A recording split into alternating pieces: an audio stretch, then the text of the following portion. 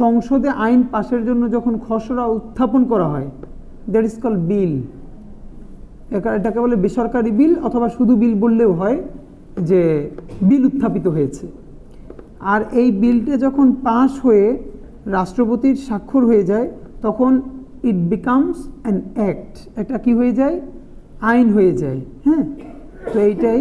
আর ল বলতে আসলে আমরা যে আইনের যে সামগ্রিক ব্যাপারটাকে একসাথে ল বলা হয়, কিন্তু স্পেশালি কোনো একটা বিধানকে, এটাকে যেমন তোমরা লেখা দেখবে না কোথাও যে ল অফ 1956, লেখা আছে অ্যাক্ট অফ 1956। বুঝতে পেরেছো কি না? এর মানে এটা একটা পার্লামেন্টারি টার্ম, যে তুমি যখন এটাকে প্রস্তাব আকারে থাকে, যতক্ষণ না পর্যন্ত পাস হয় ততক্ষণ এটার নাম হয় বিল, আর এটা যখন পাস হয়ে যায় তখন এটা হয়ে যায় অ্যাক্ট। আর এই পুরো আইনি কাঠামোটা, এটা হলো ল।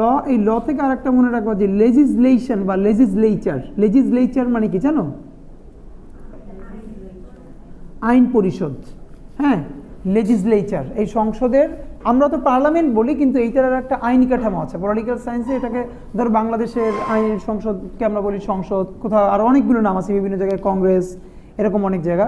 কিন্তু এটাকে মূলত একদম পলিটিক্যাল টার্মে আইনি ভাষায় বলা হয় লেজিসলেচার। লেজিসলেচার। হ্যাঁ।